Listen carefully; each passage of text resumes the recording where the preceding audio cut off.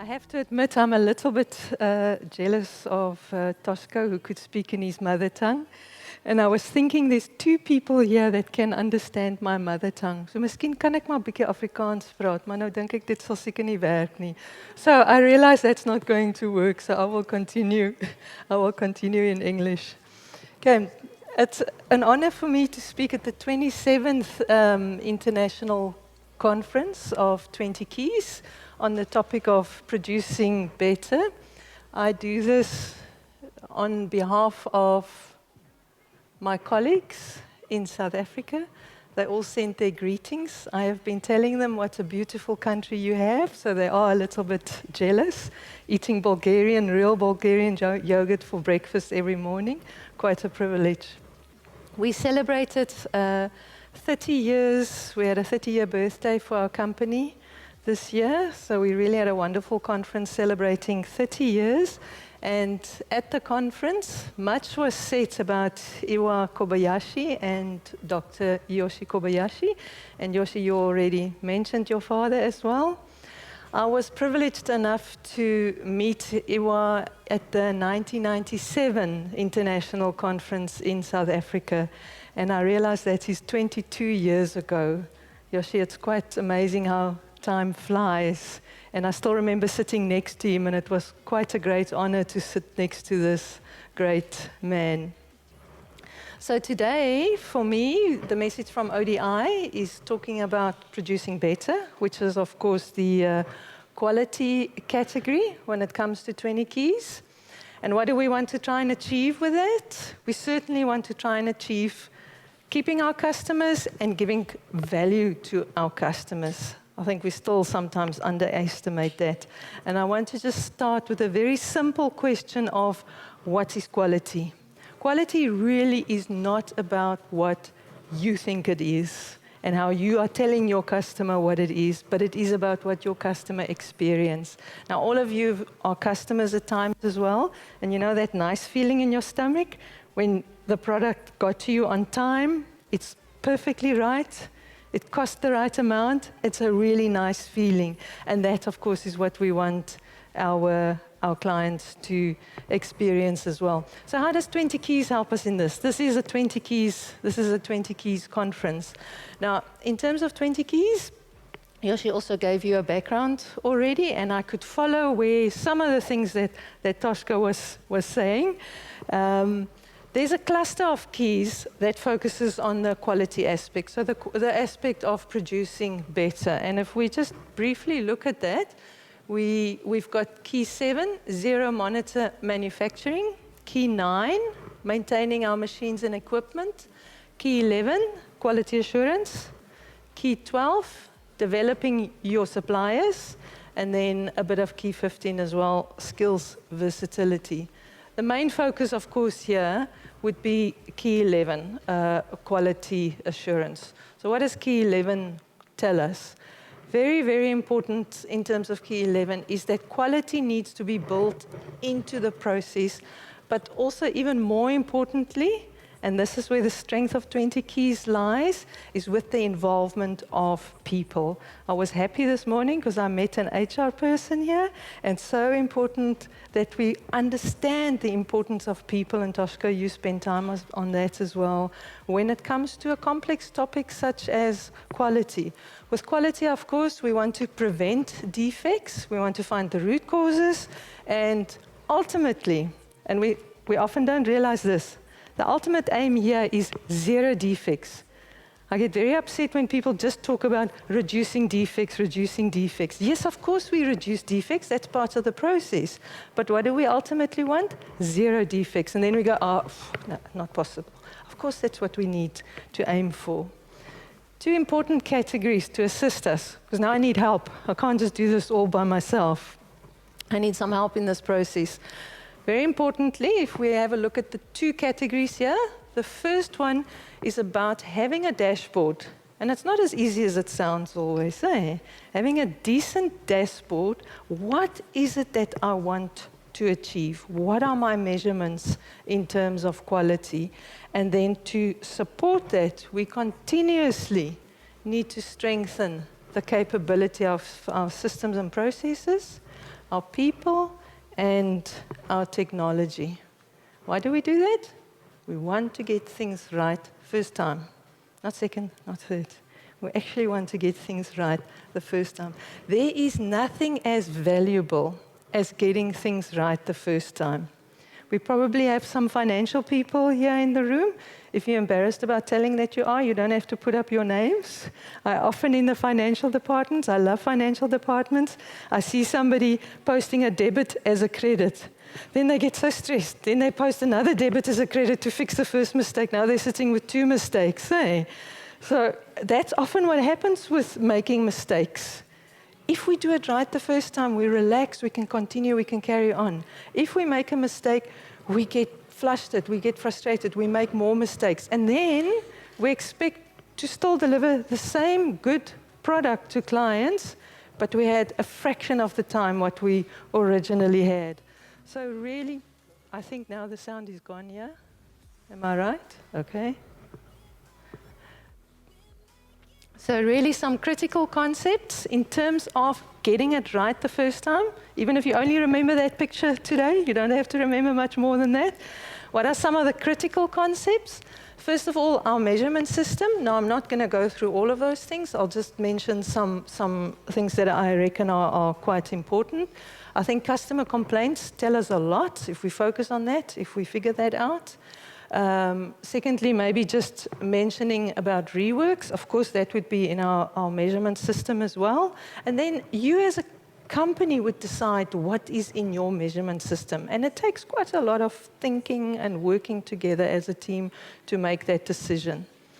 A next point there that I believe we often underestimate in our companies is that inside my company, the next process is the customer. So I actually want to repeat that again because we just overlook that in our companies. The next process is the customer. I will never forget one of the factories I walked in one morning. A supervisor came running up to me and he said, "Huibie, I'm so upset." He said, "I walked in this morning and the previous shift left me a mess. How could they do that? I am their customer." I get goose flesh as I'm saying that. You know, yes. That's what it's all about. If I, in the workplace, treat everybody that I give anything to, whether it be a piece of paper, some information, some product, if I treat them as a customer, I'm going to do it right. Okay? So to have that mindset in our workplaces, and of course that's where the people element plays a very important role. And then creating that quality-focused workplace.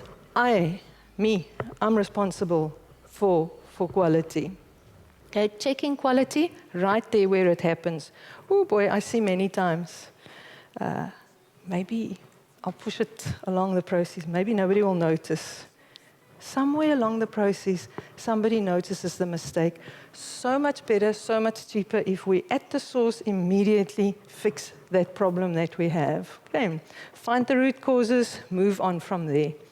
Yoshi already mentioned as well the fact that there's a great interdependence between all the different keys. I just wanted to mention as well this morning the fact that in our process of seeking to produce better, key 1, cleaning and organizing plays a big role.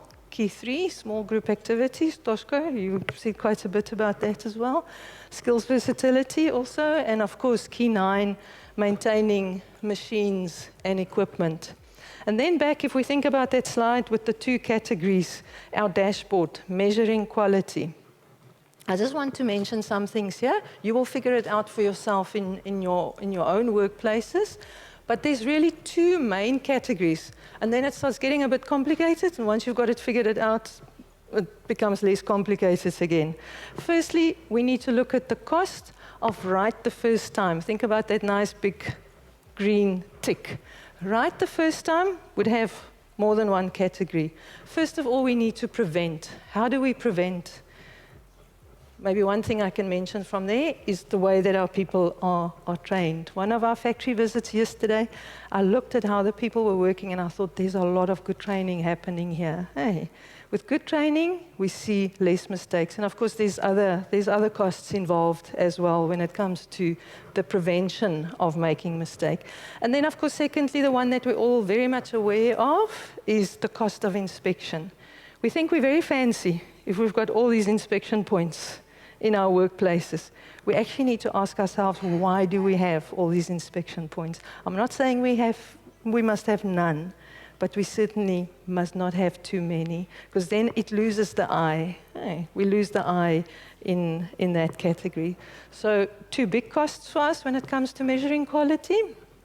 Secondly, it's the cost of non-conformance. Almost don't want to talk about that one because I cringe when I think about the cost of non-conformance. There we've got our internal and external costs. Internal could be costs such as rework, scrapping the product. Yes, it costs us money, but we can rather have that before we get to the next one where we've got external non-conformances. That's where you get that call from the customer. You delivered something that is not correct. I think we all know that cringing feeling when we deliver something that is not correct. And that's not just a product, that's a service as well. It's anything that we give to our customer. I specifically underlined credits there. Before I joined ODI, I managed a couple of factories, and if there was one thing that I insisted on, every morning before 9 o'clock, I want to see the credits for yesterday, every single one, okay? And it's just incredible what those credits tell you about what's happening in your workplace. From the offices right through the workplace, where we might be manufacturing or producing documents, anything like that. So those credits, our aim is to have no credits. In our own company, they know, I don't want to see credits because it tells a story of quality. Hey, something is not right in terms of our quality. So even if we just initially start with studying that document and make sure that that document goes down to 0, we will be saving ourselves so much time. And then, of course, we just add all of these costs together, our costs of non-conformance as well as right first time. I want to almost say right first time again. Let's remember we do also have that cost to prevent, to not have the quality errors in the first place. And then how do we get it to mean something to us? Because too many figures sometimes can just get too much to us. If we take those costs and we put it over the total production costs, it now starts telling us a story. So in isolation, of course, we first have to get the isolated information. But in isolation, they don't tell us that much. But the minute we have a percentage and we can start seeing a trend, that's when it starts telling us a story. So that's our aim. It's worth it. Get the information, do the calculations, and it will really help us.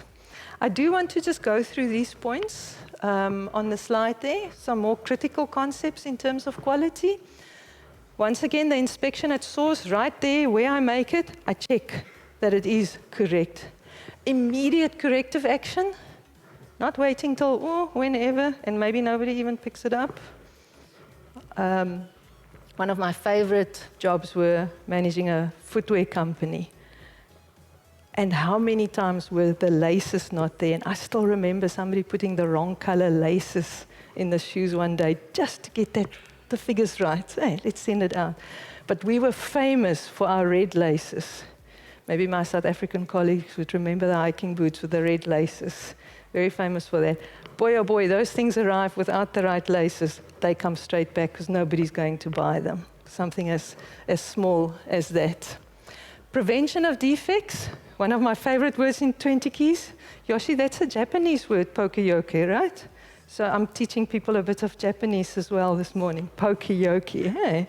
Prevention of defects. Such a powerful thing. How do we stop that defect from happening? And of course, there's many ways. Just maybe a very simple example is a kettle that switches off by itself. We remember, well, not all of you, some of us remember way back when a kettle could burn out because it didn't switch off by itself. Hey. So pokeyoke, prevent that accident from happening.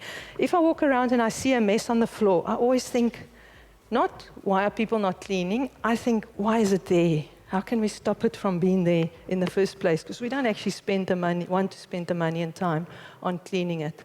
Of course, our standard operating procedures and our planned task observations as well. And there's a full slide there for standard operating procedures because I know we neglect them. We don't do them well enough.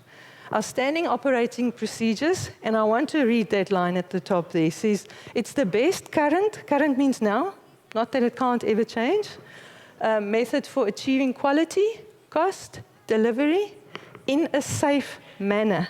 I heard yesterday people talk a lot about safety as well, in a safe manner. We neglect these SOPs, we're always in a rush, we want to get the job done, and then we end up making mistakes. Can I encourage you today to rather take a little bit of time and get those SOPs right? Many, many, many times, and we have done many root cause analysis. That is the reason for a mistake. It's just not worth it. Get the standard operating procedures right. Spend the time on it. And why I'm highlighting it so much is sometimes I'm guilty myself, and then I burn my fingers. Just two things I want to highlight on the slide there is the 7 quality control tools and small group activities. Of course, 20 keys have got so much depth. There's so much to learn. So I'm giving you a brief overview of these quality tools. Small group activities, just yesterday we had our first factory visit, and in both of those workplaces, I could see small group activities happening, where people are involved in finding root causes, in solving problems. I want to share 2 pictures back from South Africa, just so I can feel a little bit at home as well. This picture here, ODI has got a, since 1989, relationship with Astral. Astral is the largest poultry producer in South Africa. And the picture here is just to show you a small group activity, just sharing with you, where the team themselves are trying to, trying to improve the quality of packing of the fresh product on the production line. Fresh product is something else when you work with it. It's quite finicky. Just another picture where the team, once again, they're doing a root cause analysis. In this instance, they're struggling with the quality of freezing the product properly and using the fishbone diagram to help them find the root cause. This takes me back to something else I highlighted 2 slides ago, and that's the 7 quality control tools. One of them, the fishbone diagram. It's the only one of the quality control tools that doesn't use numerical data, but a very, very important tool. But so are all of these, and for that reason, I'm just going to mention the 7 quality control tools, because you need to take them. I always tell people 20 keys gives you a basket that you take with you. In that basket, you're packing tools and techniques, and as you need them, you take them out and you use them. You don't use them all on one day. So here's one, but with 7 inside already, so the basket's already getting quite full. We've got our scatter diagram, our check sheet. Such a simple thing, a check sheet, and so powerful when we have no way of measuring. Always just go back to your check sheet. That's always a way to find a way to actually measure something. Control chart, our famous friend, the Pareto analysis. How many times have that not come to our rescue? Run chart, histogram, and then, of course, the fishbone diagram. Okay, so that very much in terms of the main focus key when it comes to producing better, key 11. I will just briefly mention some of the other keys now that supports producing better, that supports the quality assurance key. First of all, maintaining machines and equipment. I have a thing for equipment. Don't like it when you don't look after your equipment. Okay. Key 9 says, and remember what I said earlier on, the involvement of people. Okay. We have maintenance people here as well. I'm trying to look where now. There we are. Okay. The maintenance people want everybody to look after the machines, not get to the machine and we've now messed up the machine. I get such a nice feeling in my heart when I walk onto a floor and I see people working with their equipment carefully. And this is from the offices.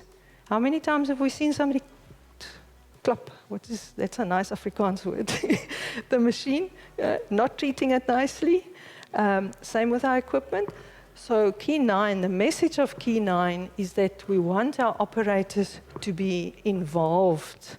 We want our people in our offices to be involved in caring for their machines. Very basic, wonderful tool in 20 keys, the 3 evils of maintenance. It tells us that the 3 evils of maintenance is improper cleaning, improper lubrication, and improper operation. Easy to use a car as an example because then people quickly understand.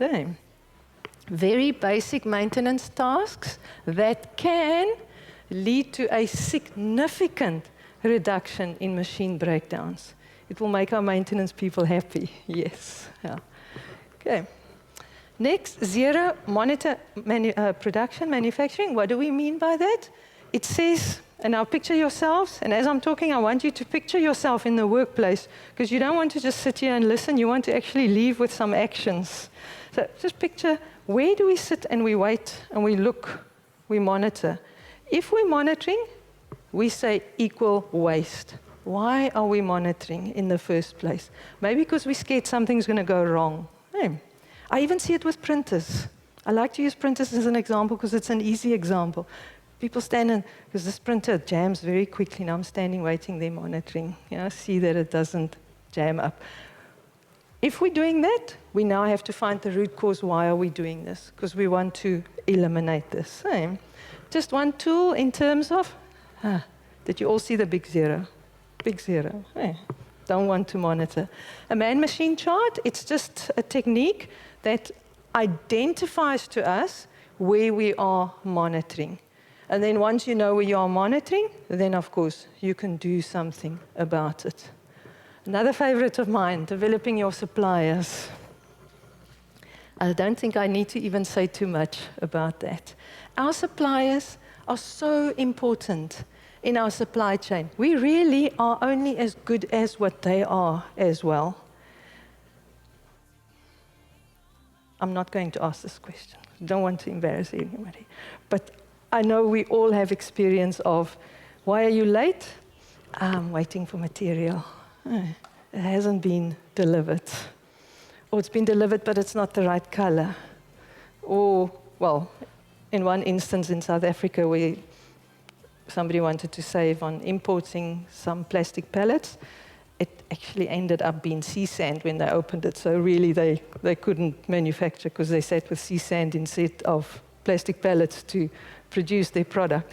So our supply is so important, and many, many times, and I'm hoping we don't do that in Bulgaria, we don't treat our suppliers nicely.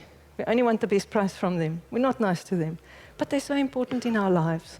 So treating our suppliers with respect, but also developing them, because they're so important. But we need to do it in a formalized way. This is not just a nice over coffee kind of a discussion. And yes, it is almost coffee time.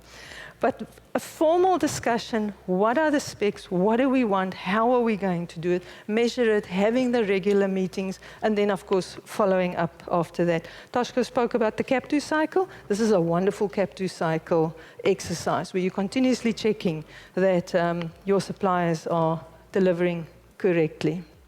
And then just briefly, I know this was something Toshko spoke about, but I want to just mention it again as well. Obviously, the skills versatility. A main focus here is that learning and development is always a part of who we are as a company. Continuously developing people. And what a brilliant technique in the 20 keys, the skills matrix. So often do I see that we keep on sending the clever people for training. So the same people just get more and more and more clever. Instead of us looking at the broader spectrum in our factories and then thinking, who must we always think about? The customer. Always thinking about the customer. If I look at that, now I'm not going to go through the whole skills matrix, but it actually tells you where you are vulnerable and where possibly will you not deliver on time or at the best quality to the customer. Just very recently, I sent it in my big brand name printer to be, you can see I have a thing with printers, to be repaired. And after a month I phoned and I said, no, the person that's supposed to help me is on leave. After 2 weeks, I phone. No, actually, the person that's supposed to help me is on leave. You can't answer a client like that. I will, first of all, never buy that brand again. Doesn't matter how big that name is.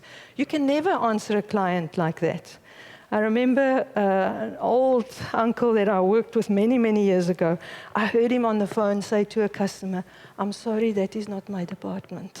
I said, "No, you can't say that, You just, we need to be able how to deal with customers. They must never get the feeling that our staff is not well enough qualified." So I feel very passionate about this key as well. So if we just look at the summary there of the keys that fall in the category of producing better, at the same time, remember, all of them are interdependent. Is our key 7, 0 monitoring, 9, maintaining machines, 11, quality assurance, 12, developing your suppliers, and 15, skills versatility. I'm going to end off by just sharing some slides from our recent conference. These are just selected slides from some of our clients that particularly focused on quality as well. The first one there is Grainfield chickens. You can see we like chickens in South Africa. Also a very large poultry producer. At this plant, they process 160 chickens, all of them 1.8 kilograms per minute. So quality at the first process is critical, and that was their message to us. It has to, at that first, there is no time to fix it later or to do it better later. And therefore, their presentation was very much focused on key 11, quality assurance, and then, of course, some of the standards that they adhere to. And if you have any of these strict standards that you need to adhere to, if you do 20 keys properly, you will fly through those audits on those standards. I have seen it time and time again. This slide I specifically wanted to show you because this is about quality in the service industry. There is no difference between service industry, between offices, between producing a product when it comes to quality. Okay. This slide is just about a reduction in error rate. I just recently, after almost 30 years, left a short-term insurer to go to another short-term insurer just because of the quality of the service. Okay. And they even gave me a better price. And shortly after that, I had a very big claim and no problem. Their first question, "Are you all right, ma'am?" Nothing else. So I'm telling everybody in South Africa, move to them. That's how influential it is when your quality goes well. This is Debswana. Debswana is a diamond mine in Botswana, one of our neighboring countries, wonderful neighboring country. They are part of the Greater De Beers Group, which is, of course, the largest diamond producer in the world. And I specifically wanted to show this slide as well, because here, this shows that link with Key 1. They focused on cleaning and organizing and the changes they brought about in such a fancy mine just by doing cleaning and organizing properly. And a large part of their presentation was about reducing mistakes, the amount of errors they have eliminated because they have so much better organized workplace. Okay. I often call myself the queen of cleaning and organizing because I like everything to be in its place. Because everything must happen at a speed. And that can only happen properly if everything is in its place. Okay, so in my house, everything is labeled, and I'm so grateful my daughter inherited that. So I open a cupboard and everything is labeled as well. Morupule coal mines. There's something I specifically wanted to highlight there because it is also one of my mottos in life. And they were talking about what will you do to make today better than yesterday? Then tomorrow you say, what will you do today? How does it go? What will you do to make today better than yesterday? You keep on doing that 1 year down the line, 2 years down the line, 3 years down the line. When you look back, you see significant improvements. Same. In their instance, they showed a 50% reduction in metal detection delays, and once again, through small group activities involving teams. Everybody's involved. Not some fancy person, hey? Everybody's involved in doing that. Just a slide there again of Astral, the large poultry producer, where they continuously have small group activities, and many times it is for quality improvements, and always it's involving everybody on the first line as well.